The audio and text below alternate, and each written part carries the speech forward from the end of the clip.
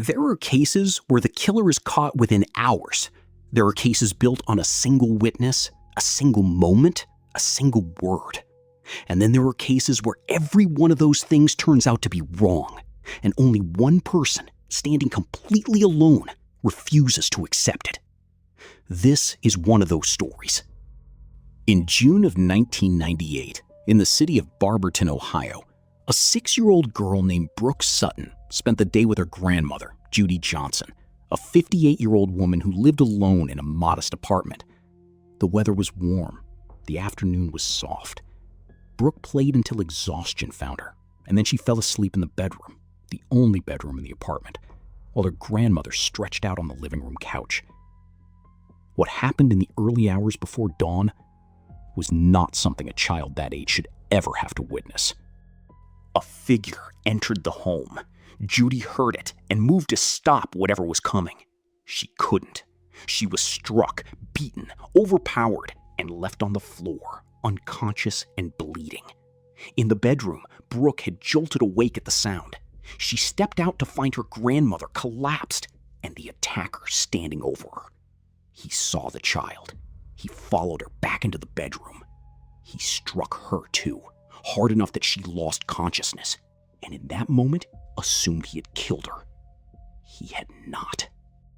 When Brooke came to, she went to her grandmother first. She tried to wake her. She could not. Judy Johnson was gone. Brooke moved fast, the way children sometimes do when survival takes over from grief. She found the apartment telephone, but it wasn't in its cradle. She found it in the garden outside, thrown there, and she used it to call a neighbor. No one answered. So she walked to the house next door, the home of a woman named Tanya Brazil, who opened the door to find a small girl covered in blood and asked her what had happened. Brooke said, "My grandmother is dead. Someone killed her." Tanya did not immediately call the police. For reasons that would not fully surface until years later, nearly 45 minutes passed between Brooke's arrival at that door and the moment her father finally dialed 911. Brooke was eventually walked 2.5 kilometers to her mother April's home, and it was April's husband who drove to Judy's apartment, confirmed what Brooke had described, and made the call. Police arrived and turned the apartment into a crime scene. There was no sign of forced entry. Forensic specialists swept the space, and almost immediately, investigators went to the hospital to speak with Brooke, the only witness in the case. What she told them would send a man to prison for 7 years.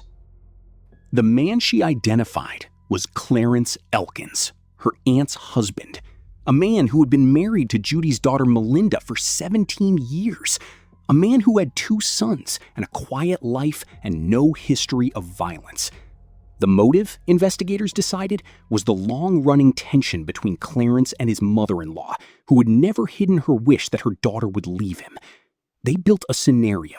Clarence had argued with Melinda that night, left the house drunk, and driven to Judy's apartment in a rage. The attack on Brooke, they theorized, was meant to silence the only witness. He then returned home before anyone noticed he had gone. There was no physical evidence placing him at the scene. No fingerprints, no DNA match, no neighbor who saw his car, no forensic trace of any kind. But there was Brooke. And at trial, Brooke walked into the courtroom and pointed at Clarence Elkins without hesitation. The jury convicted him. He was sentenced to life in prison, with no possibility of parole until 2054. There was only one person in Barberton who did not believe the verdict: his wife. Melinda Elkins had been barred from the courtroom during the trial because she was listed as a defense witness. She sat outside its walls for 3 weeks, unable to see the proceedings that were deciding her husband's life. When the verdict came, she was already a woman hollowed out by grief. She had lost her mother, her husband, her entire extended family in the span of months, all while raising 2 boys alone and enduring public scorn from neighbors, colleagues, and journalists who had already made up their minds. Every appeal she filed was denied. Every door she knocked on stayed closed. So she made a decision that should have been impossible. She was going to find the real killer herself.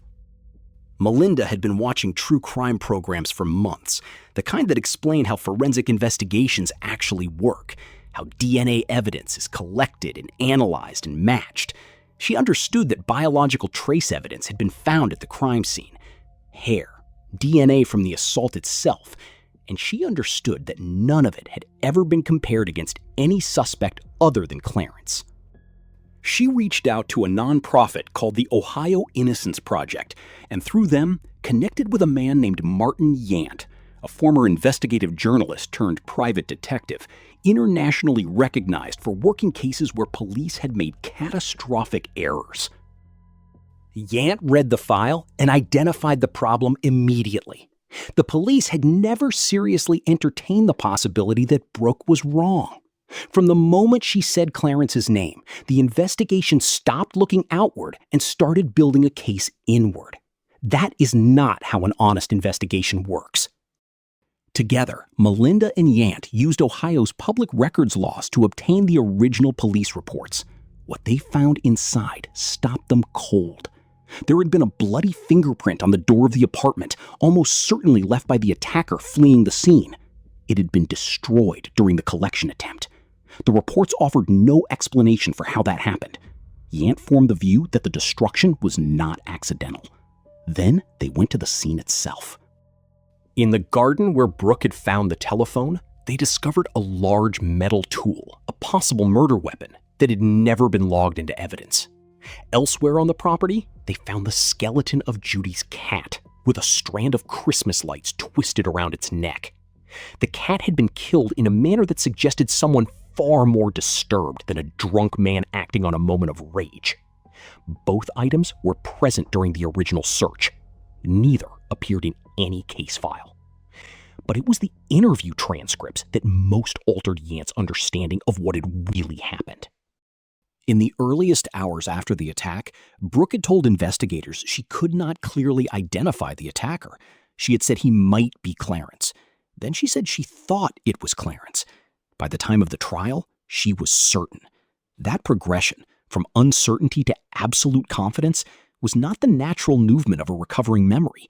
It was the shape of a coached narrative. And investigators had applied that coaching to a 6-year-old girl who had just suffered a violent assault and a head wound severe enough to render her unconscious. When Melinda and Yant visited April's home and sat with Brooke, now 9 years old, and asked her directly whether she was certain it had been Clarence, the child began to cry. She said she wasn't sure. She said the detective had told her they already had all the evidence they needed. She said he told her Clarence was a bad man. She said he told her it would help if she agreed. And then she said something that should have ended the case the moment it was first spoken. She said the man she saw in that apartment had brown eyes. Clarence Elkins has blue eyes. Melinda now had confirmation from the one witness whose testimony had convicted her husband that the wrong man was in prison. But the courts were unmoved. When Melinda's attorney submitted a video recording of Brooke's new statement, the judge dismissed it. He noted, with evident skepticism, that Brooke had suddenly remembered the color of her attacker's eyes after several years. The request for a new trial was denied. Melinda did not stop. She built a website and published everything: the evidence the police had ignored, the inconsistencies in the investigation, the story of a man she believed was innocent. It spread. It reached journalists.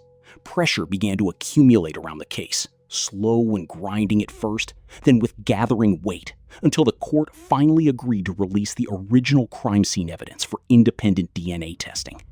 They also ordered that DNA samples be collected from both Clarence and a new suspect Melinda had identified. She had found him in a news clipping. His name was Earl Mann. He had appeared in footage from Judy Johnson's social circle, a much younger man who had pursued Judy romantically in the period before her death, despite a 30-year age difference. He had a long criminal history, including charges related to the sexual assault of minors, among them his own daughters. He had been released from prison just 2 days before the night of the attack. More than that, Earl Mann had been living in Tanya Brazil's house, the house right next door to Judy's apartment, the house where Brooke had gone for help in the hours after the attack. When Melinda and Yant examined the timeline more closely, they found that nearly an hour had passed between Brooke's arrival at Tanya Brazil's door and the moment Brooke's father called police. A child, covered in blood, describing a murder she had just survived, had been left standing on a doorstep for 45 minutes. Tanya had not called 911. She had eventually walked Brooke to her mother's home, 2.5 kilometers away. The explanation for that delay had never been pursued. Melinda now believed Earl Mann had still been inside Tanya's house when Brooke knocked. She believed he had still been cleaning away the evidence of what he had done. Getting his DNA was another matter. Mann was now incarcerated, not for the murder, but for an armed robbery committed a year after Judy's death, and he was housed in the same facility as Clarence, the same wing. Melinda wrote to Mann under a false name, using the persona of a woman interested in a pen-pal relationship, hoping he would lick an envelope and give her a sealed sample. He never wrote back. So Clarence did it himself. Melinda explained the plan during a prison visit. She asked him to watch Earl Mann, to wait until Mann finished a cigarette, to retrieve the discarded butt from the floor. Clarence did. The cigarette butt was smuggled out in a letter to his attorney, who sent it to a laboratory. Within 48 hours, the results confirmed what Melinda had believed for years.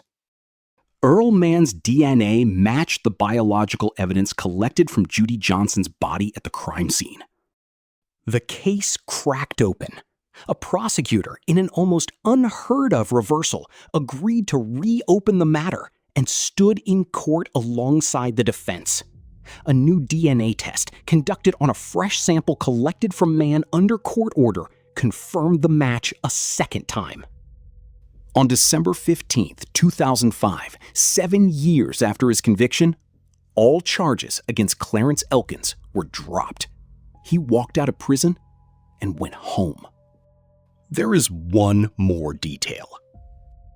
After the conviction was vacated, it emerged that a police officer had submitted an internal memorandum in early 1999, 4 months before Clarence even went to trial.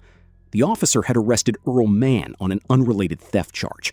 During the arrest, Mann was drunk, and he said, unprompted, to the arresting officer, "Why haven't you arrested me for robbing and killing Judy Johnson?" The memo was filed. It was received by the detectives running the Johnson investigation. And it was buried. No one mentioned it at trial. No one followed up on it. No one drove to Tanya Brazil's house and asked why a recently released violent offender with a history of sexual assault had been living next door to the victim.